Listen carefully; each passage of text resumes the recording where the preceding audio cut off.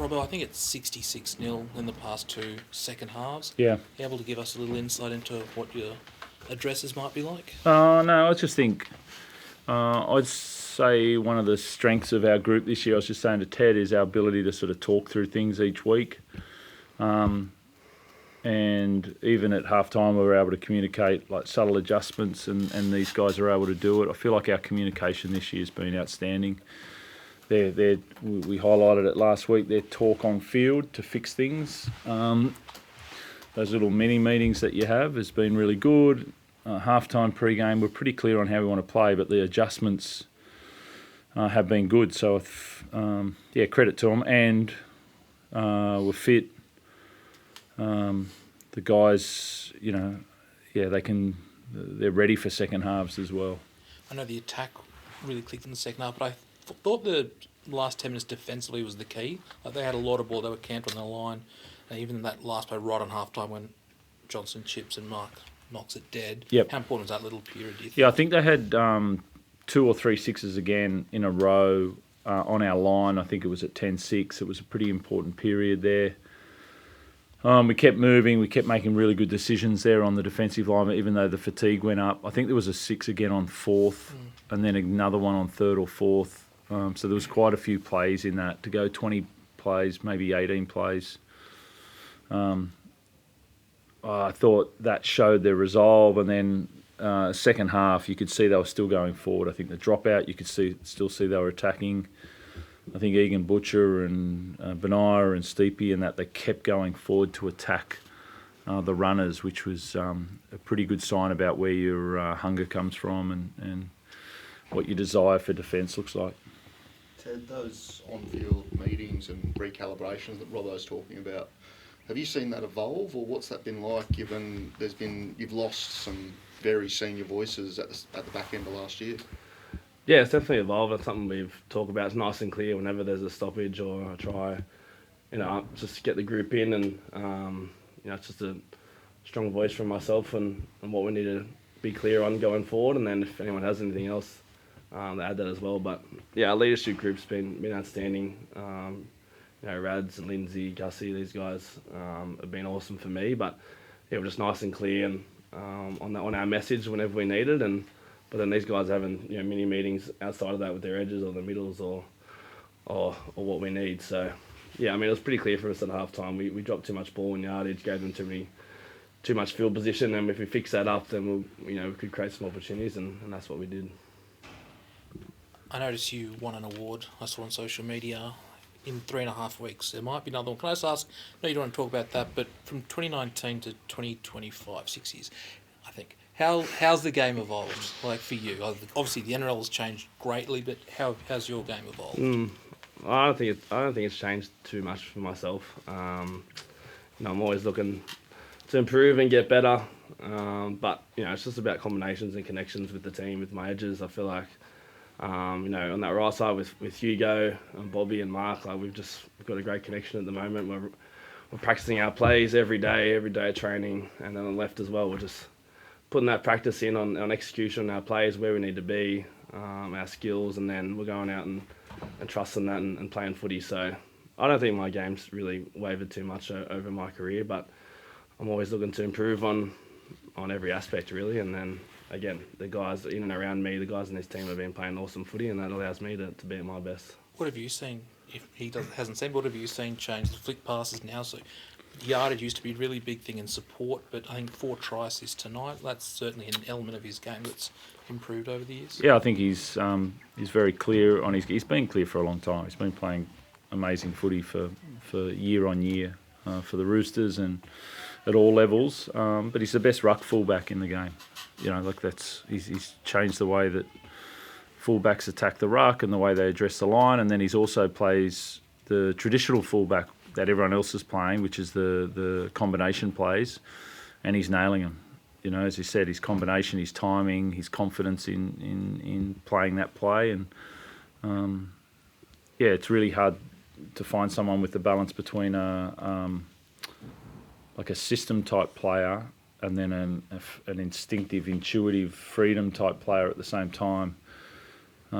Usually the intuitive player doesn't want to work, don't touch me, let me just let me do my thing, whereas Ted does all the work, works harder than anybody else, runs the system, believes in it, drives it, but then has the ability to move to the intuition and freedom on the back of it. It's an incredible balance to do both. I think Scott asked you yesterday if you thought you were ahead of schedule. Can I ask, now that you've qualified for the finals, given everything at the start of the year, just how do you reflect on it, and how proud are you of this squad when a lot of people, probably a few in this room, were writing the Roosters off, and everything you've been through, you're in the finals again? Yeah, I think most people, I think a couple of people thought we could do something this year, and we're improving. You know, we haven't got to the top of the mountain yet on where we want to go. I feel like we're physically in a good shape.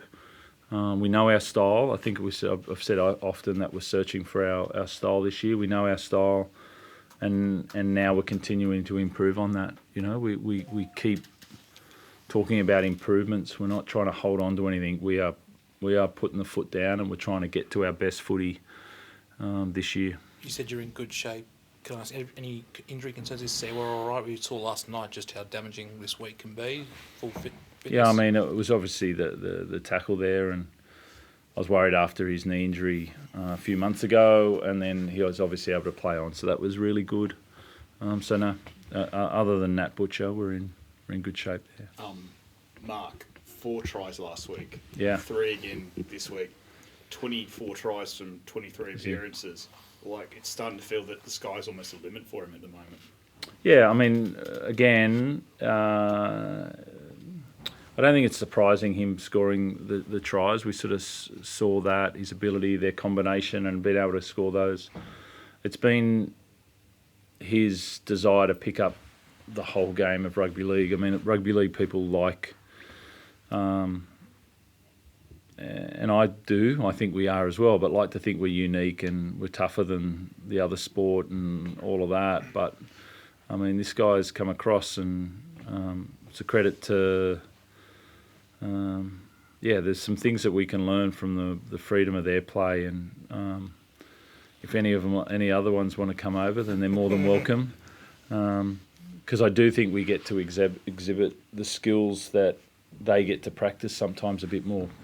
But he's been able to do the attrition part, and then he's been able to do the freedom part. It's even defensively, though. He came up with a couple of really good hits Yep. in that first half, and then there was the sweep of the Alex Johnson try as well. It just seems like he's so much more comfortable as a league player now. Yeah, him and Rob Toyer's doing a really good job as a right centre for a young guy, just turned 21. It's quite rare. I know Billy Slater's talked about it quite a bit, about his movements, and a part of that is having a really good... I mean, the winger adapts to what the centre does, and they've got a great player in Cody Walker out there. I mean, what Cody can do, and he's got beautiful hands on being able to sit guys and choose the right play. And the only way we were going to stop that was through Mark on a couple of occasions, and he did that. And so he'll follow his brother in Rob, but he's also got to be able to cover him when he's getting held up by Cody. And Mark did that, I think, 3 times in the second half on those shifts to that left. And that's the bit that you're seeing. You're seeing defensive work, you're seeing yardage work, and then you're seeing freedom of play. Well, you touched on Benai earlier. How pleased have you been with the way that he's been starting games and setting the platform there at Hooker? Yeah, I mean, he's been great for us. I mean, Connor is our long minute 9, but to start Benai, I thought he overplayed his hand last week, but we believe in him, and we just had to have a conversation around how he starts the game, and he was outstanding tonight. And then also the confidence to put him back in. And whenever I've finished the game with him as well, he's done a really good job. He brings a lot of energy to the game. There's a youthfulness about him and an intensity about him, and the boys enjoy that.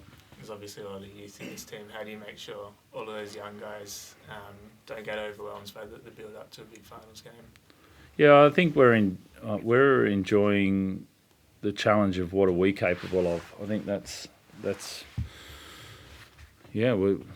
I think you've got to keep learning. As I said, we're not trying to hold on to something or that. We're just on task, and so usually that can get heavy and can get it can fatigue you. I feel like it's had the other way. I feel like the pure focus on week to week has been really good, and there's no different this week. You know, we've been practicing this, and it has been winner takes all a bit for the last couple of weeks for us, and also for the last probably 6 weeks. But we're just looking forward to next week, rest on the weekend, and then get ready to go. It is. It'll be a seventh or eighth place finish, Yep. which is traditionally tougher, and it's an extra. It's sudden death, like you said. But the way you guys like the points and the free flowing attack in you, do you feel like you're putting the rest of the comp on notice a bit? Oh, I don't know. We've been trying to win games in our style. That's what we've been trying to do. Like, that's basically it. We haven't been. There's no motivation externally. We're not trying to build up. You know, you said we couldn't do anything. We haven't really. We're just trying to be the best team we can possibly be, and play our footy, and really value what the guy next to you is doing. You know, are you working really, really hard for your teammate? And so that's all we're focused on. You know, if that's not the most important motivation, then I'm not sure what is. You know, you can create stories in and around and all that, but it is purely, can we play our best footy next weekend? What does that look like? Now let's enjoy the week, get prepared, do everything you can, and let's go out there and play our best footy, because it's still ahead of us.